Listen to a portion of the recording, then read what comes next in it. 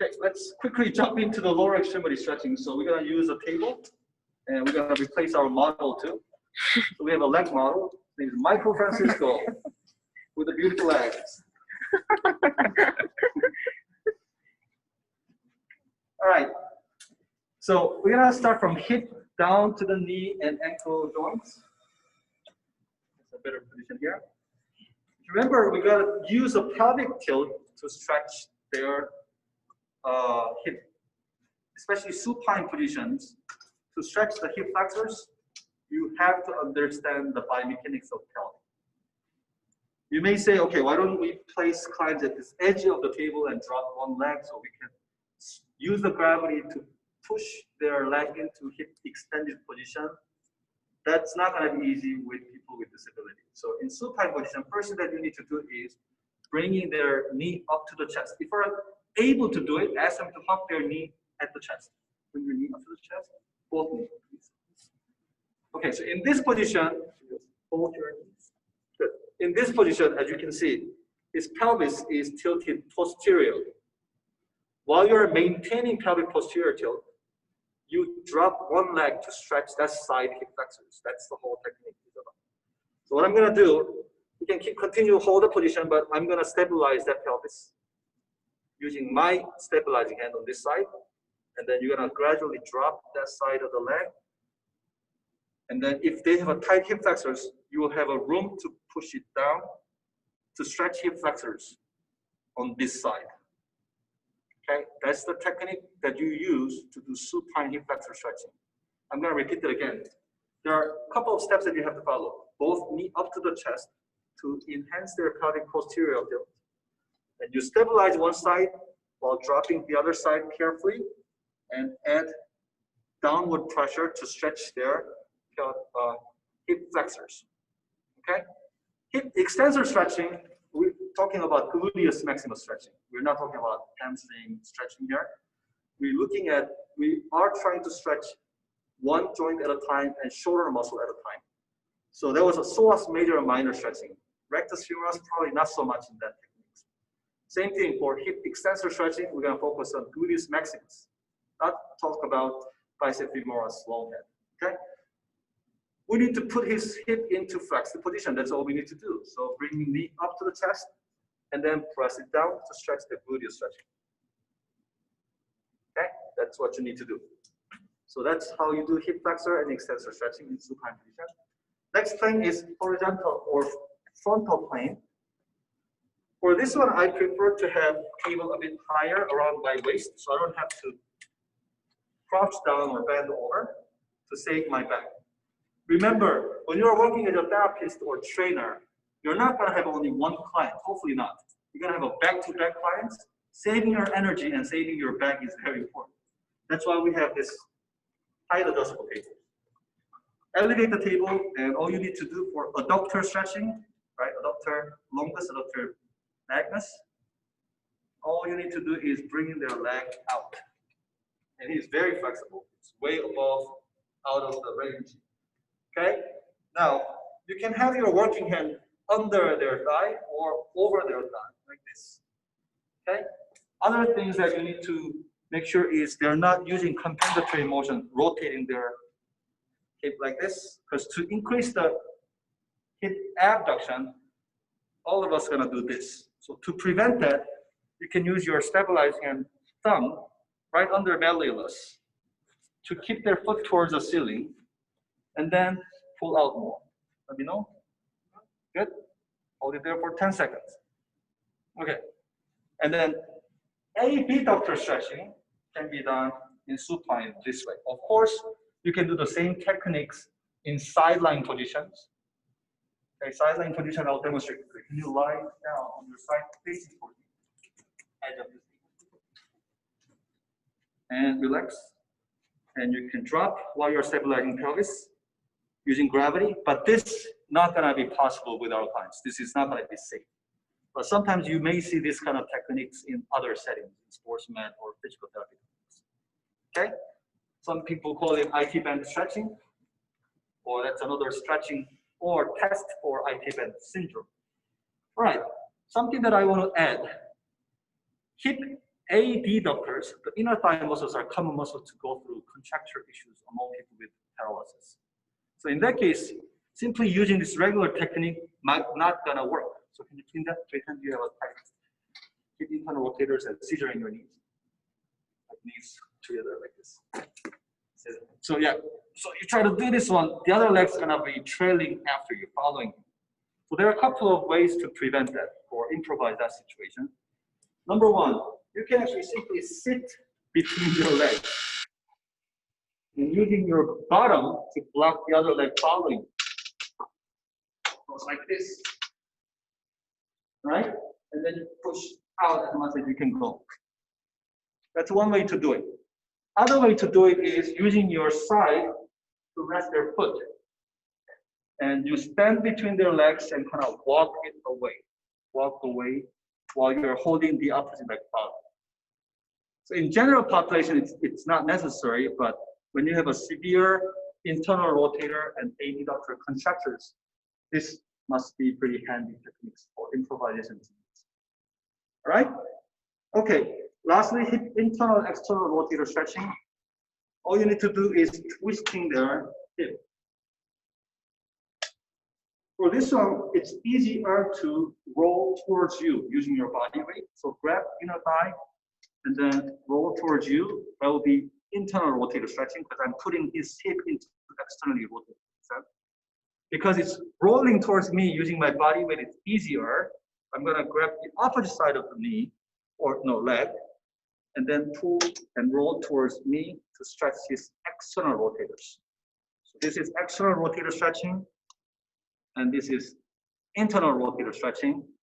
His case, it doesn't give him much of stretching effects. So other version that you may see is knee at 90 degrees, okay? As long as they don't have any knee pathology, knee problems, you can use these techniques in supine positions. So this way, he's doing internally rotated hip, right? External rotator stretching. And this will be internal rotator stretching for his hip in supine position. You can do the same thing in seated position. You sit up as of the table.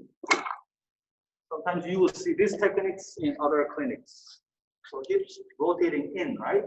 Therefore, I'm doing external rotator stretching and internal rotator stretching. I'm glad I'm using this side. The other side has a scar of the surgery. So when someone has a knee instability or knee pain problem, to stretch your hip, you don't want to do this. Okay, just reading their hip in supine position will be sufficient enough. All right, back on your back.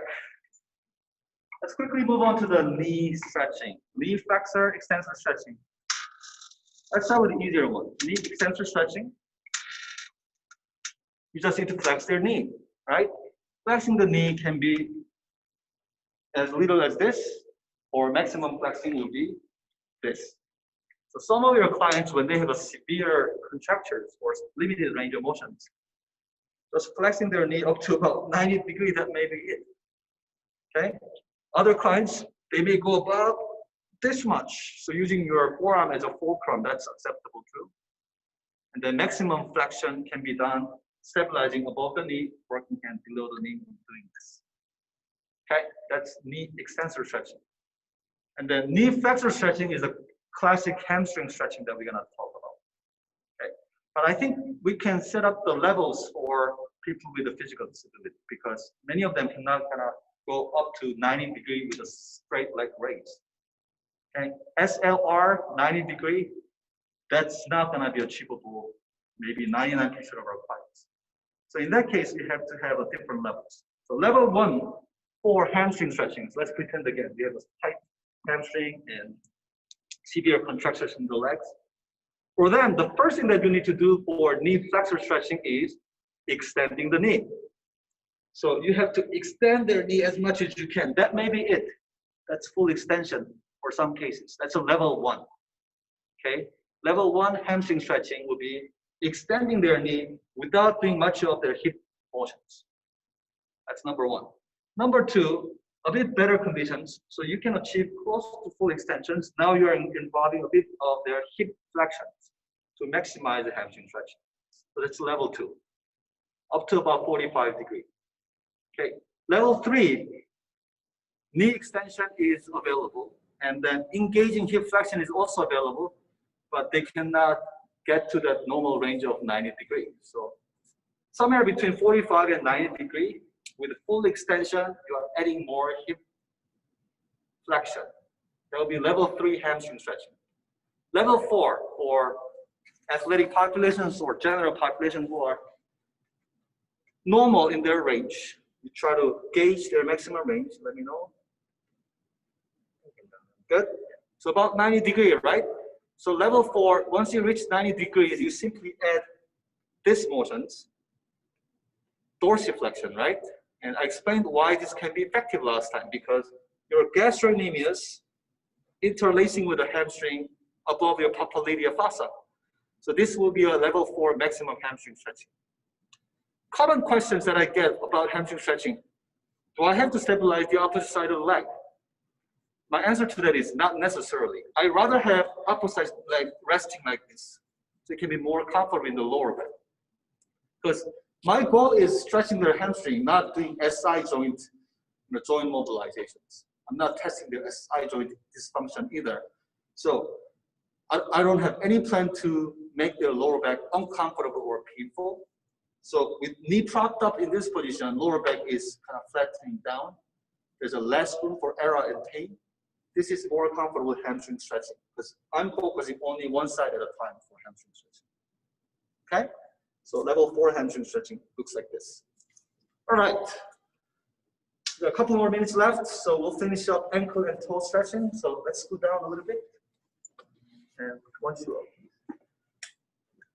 For ankle stretching, my recommendation would be, my recommendation is take a chair, elevate the table, you can lie down. Number 1, prime position. Feet off the table is the key. Otherwise, you will have to hold on to their leg like this. It's gonna be straining your muscles, right? You're doing that for 30 minutes. You're getting your bicep exercise done, but if you have another patient to take care of in the next hour, not gonna be effective. So have their feet resting off the table like this is the key. Okay?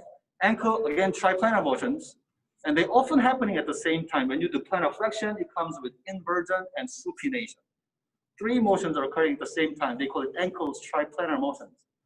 You have to understand the biomechanics. So isolating the plane is important, but also you have to let the natural movement occur when you do ankle stretching, okay? So let's go down a little bit more. Thank you. That's good. Let's start with the sagittal plane. Dorsiflexor stretching, cupping their heel and working hand, pushing it down. Let me know. Good? Okay. And hold it there for 10 seconds. Okay? Plantar flexor stretching, same thing. Just switch your working hand, bottom of their feet, move that into dorsiflexed position to stretch their plantar flexors. Now this one can have a various options. Okay? This is the simplest one. Of course, if you're standing, you can do same technique using your body weight more because some of them have a really tight calf heel cord. So I'm locking my elbow in and using my body and slowly pushing them into a dorsiflexed position to stretch plantar flexor. And another technique that you may see is using one-hand method. Same cupping the heel, but just using your forearm to pull them in like this. That's what you see in the textbook. Okay? Advantage of using this one-hand method is you can isolate soleus and gastrocnemius easily by bending their knee and putting their knee, his knee under my thigh. So now the long plantar flexor gastrocnemius is relaxed, right? So when I'm doing same plantar flexor stretching, I can only emphasize soleus stretching over gastrocnemius. And then extending their knee and doing the same technique. Now I'm combining both gastrocnemius and soleus complex. So that's the advantage of using one-hand method over split hand placement that I demonstrated earlier. Okay, frontal plane, we have a simple inversion and eversion motions, right? To stretch everters, same heel cupping, and then working hand outside of the foot and tilt in to stretch everters. You switch your hands from inside to out, tilt out to stretch their inverters. Okay. Another technique that you can use is both hands in the mid-metatarsal, tilt in to stretch inverters, tilt out to stretch their inverters. So I named it sandwich grip. So hold their foot in the middle of their foot like this. It's like thumb-proof grip. So whenever you get confused about, should I do this? Should I pull it out? As long as their foot size and your hand size matching, this may work better. Mid-metatarsal, tilt in, tilt out. Good. Last one is toe stretchings. Metatarsal has his reference point, and then putting their toes down to stretch toe extensors, and pulling their toes up to stretch toe flexors. Good. That's it for manual flexibility exercise.